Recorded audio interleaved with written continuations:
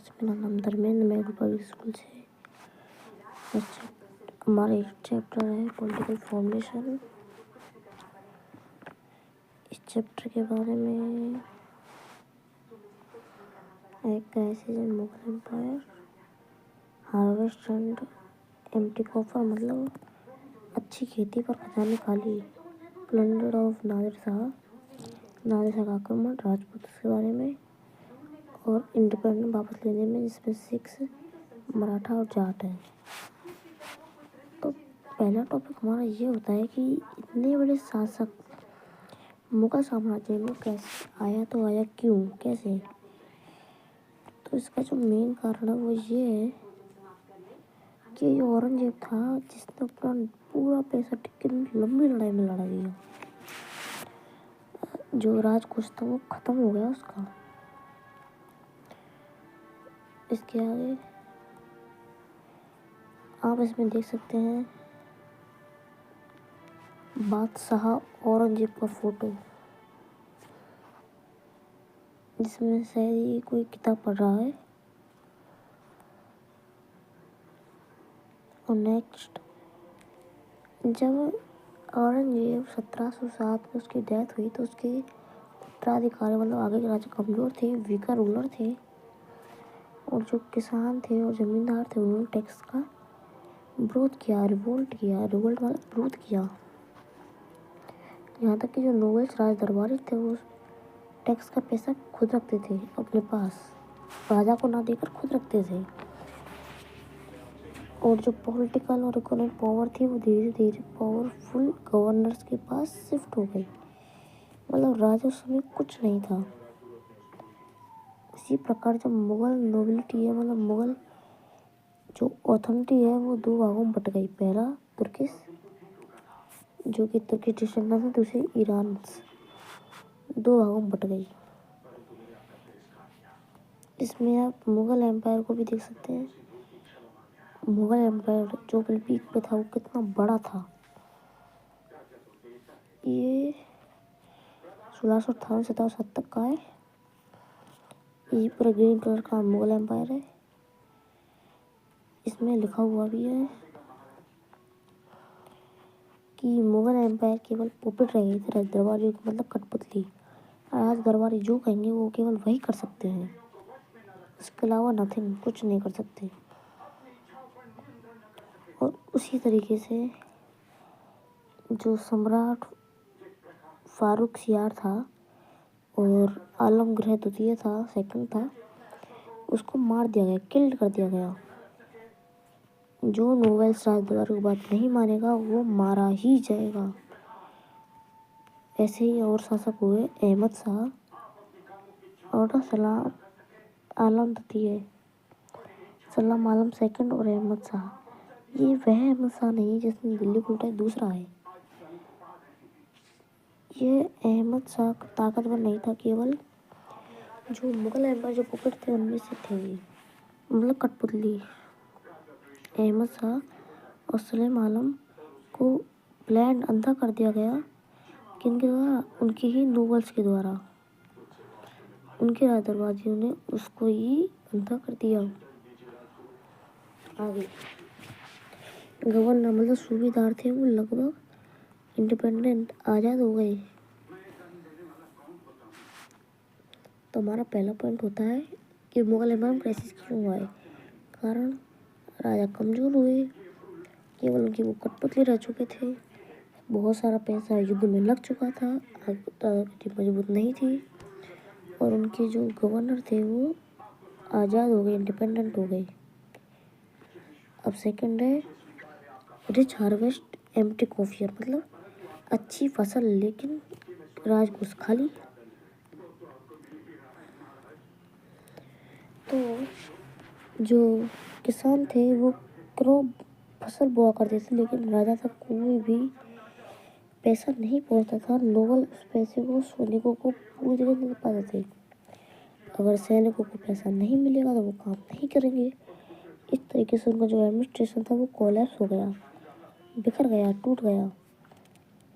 और हाँ, इसमें मतलब कुछ ऐसा था कि एक किसान एक साल में 2 फसलें बोता है, उनके लिए कुछ ऐसा हुआ है जिससे खेतों से उनको सोना मिल रहा है, लेकिन राजा को ये पैसा नहीं पहुंचता है। वो राजा एकदम बेचारा हो चुका है, सद हो चुका है, पैसे नहीं है उसके राजकोष में। अब हमारा तीसरा पॉइंट, नादिर शाह का हमला। नादिर शाह जो कि शासक था, जिसका हमला, जो कि एक ईरानी रूलर था, ईरान का रूलर, जिसने दिल्ली को 739 में लूटा। उसने बहुत बड़ी वेल्थ लूटी, जिसके बारे में बताते हैं कौन कौन सी लूटी। आप इस पेड़ के माध्यम से देख सकते हैं कि ये नादिर शाह है जिसने दिल्ली को लूटा। उसने क्या क्या लूटा? लगभग 68 लाख रुपए और हजारों सोने के सिक्के, 1 करोड़ की वेल्थ रखने वाले सोने के बार, 50 करोड़ के गहने और पिकॉक थ्रोन भी चुराया, कोहिनूर भी इसने चुराया। इस हमले के बारे में किसी ने कहा कि अमीर शासक गरीब हो गया। जो पहले प्रॉपर्टी थी आज वो बेघर हो चुके हैं, जो पहले अमीर थे आज वो गरीब हो चुके हैं। यह बातें मुगल के बारे में कही गई थी, जो नादिर शाह के हमले के बाद कमज़ोर हो गई। मुगल एम्पायर में क्राइसिस का सबसे मेन कारण यही है कि हमले हुए, राजा कमज़ोर, वो अपने दरबारियों की कठपुतली बना हुआ है और उसमें फिर हमला भी हो जाता है। अब कोई क्या कर सकता है, हार गई। नेक्स्ट, राजपूत। राजपूत जो कि मुगल औषधि को मानने वाले थे पर कहीं नहीं मानते, जैसे महाराणा प्रताप नहीं माने, पर सवाई सिंह जैसे ने मान लिया। राजपूत जब तक आमेर और जोधपुर से थे। इनमें से राजा अजीत सिंह हैं जो जोधपुर के थे, जो कि मुगल पॉलिटिक्स में जुड़े हुए हैं। और जो राजपूत हैं वो गवर्नरशिप को क्लेम करते, अधिकार करते हैं कि उनका जो गवर्नरशिप सूबेदारी है वो गुजरात और मालवा में है।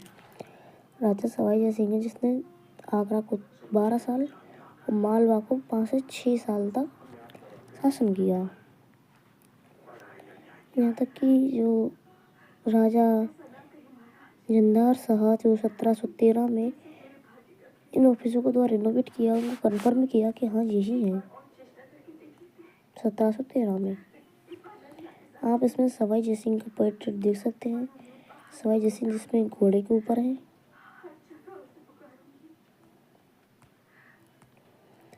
अब इसके आगे देखते हैं कई युद्ध हुए जिसमें जोधपुर ने नागौर को और अजमेर ने बूंदी पर शासन किया। हमारा लास्ट पॉइंट, सीकिंग इंडिपेंडेंस, मतलब आज़ादी को छीनना, आज़ादी का अधिकार करना, जिसमें पहले थे सिक्स में गुरु गोविंद सिंह थे जिन्होंने मुगल और राजपूत के खिलाफ लड़ाइयाँ लड़ी। अपनी आज़ादी के लिए उन्होंने खालसा का निर्माण किया 1619 में। खालसा का मतलब होता है एक ग्रुप ऑफ 6, मतलब पंजाबियों का या सरदारों का या सिख्स का वह पवित्र समूह जिससे वे अपनी स्वतंत्रता को हासिल करते हैं। आप इसमें गुरु गोविंद सिंह का पोर्ट्रेट देख सकते हैं। गुरु गोविंद सिंह का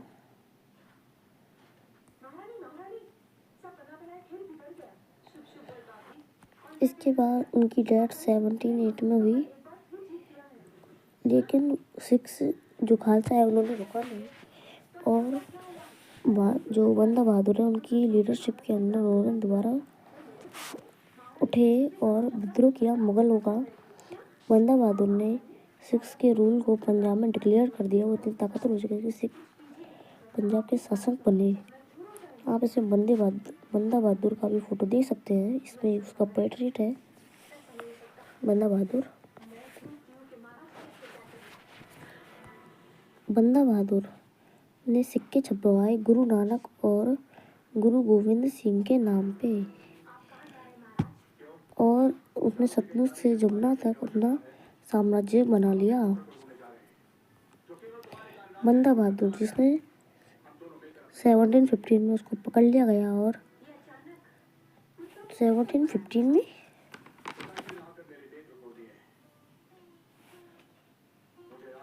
सॉरी इसमें शायद एक मिस्टेक है, वो 1750 नहीं 1715 है, 15, और उसको मार दिया गया था 1716 में। 16 नहीं है, वो गड़बड़ हो गई शायद लिखने में।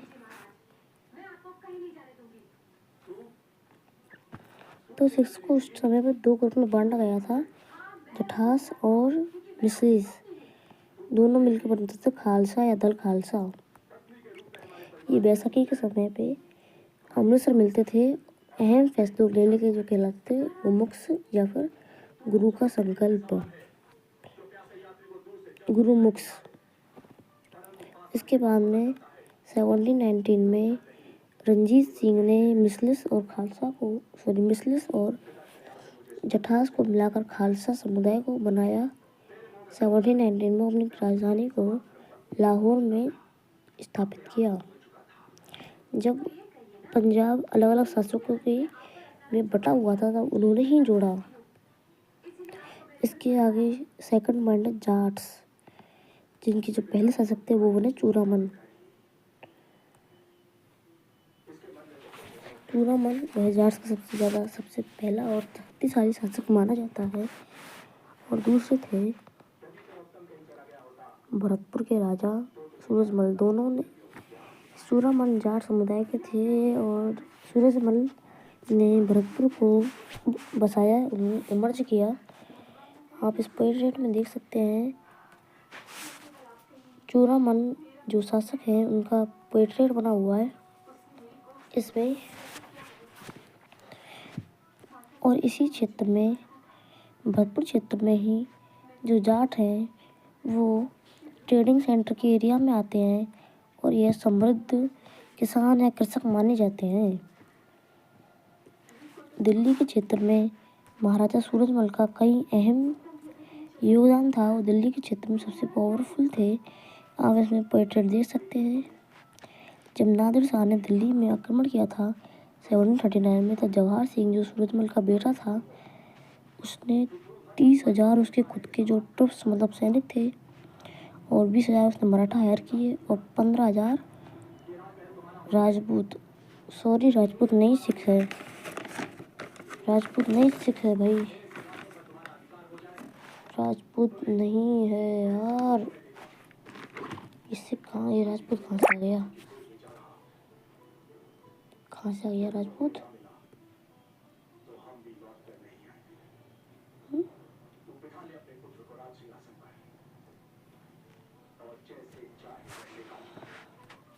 इसमें राजपूत की जगह पे सिख होगा। 15,000 सिख को किया था। तो सॉरी, जब तक 2 मिस्टेक हुई है उनको आगे गलती नहीं होगी। मैं कोशिश करूँगा आगे गलती ना हो। अब लास्ट और अगला पॉइंट मराठा। इसके बाद हमारा चैप्टर ख़त्म हो जाएगा। मराठा ज़्यादातर देशमुखी परिवार से बिलोंग करते हैं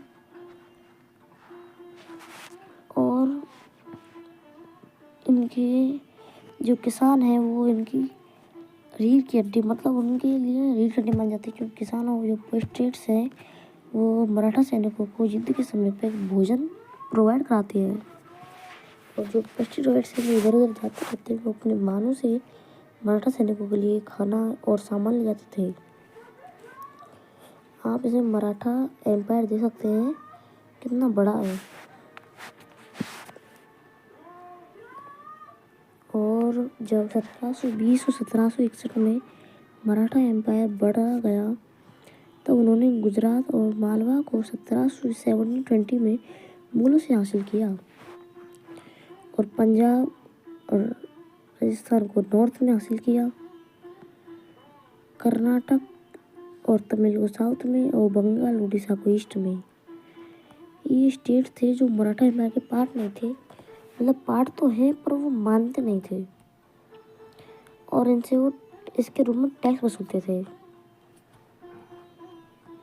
और जो मराठा की जो मिलिट्री कैंपेन थी, मतलब सैन्य जो कैंपेन थे, उनसे अन्य शासक इतने ज़्यादा प्रभावित हुए कि उन्होंने मराठाओं को अपना शत्रु मान लिया, होस्टिल शत्रु मान लिया। और जब थर्ड बैटल ऑफ पानीपत हुआ तो उन्होंने उसका साथ नहीं दिया, जिस कारण Maratha third battle of Panipat हार गई। ये पानीपत का युद्ध अहमद शाह अब्दाली और मराठाओं में हुआ था, जिसमें अहमद शाह अब्दाली जीत गया। थैंक्स। आज हमारा चैप्टर पूरा होता है और हमने इसमें सीखा कि कि मुगल एम्पायर में क्राइसिस कैसे आया, और जब फसल अच्छी हुई तो खजाना खाली क्यों था, कॉफियर एम्प्टी था, नादिर शाह ने दिल्ली पर आक्रमण किया, राजपूत की क्या अहम थी, और अन्य समुदायों ने अपनी आज़ादी कैसे प्राप्त की, जैसे सिख, मराठा और Jat. Thanks to watch my video.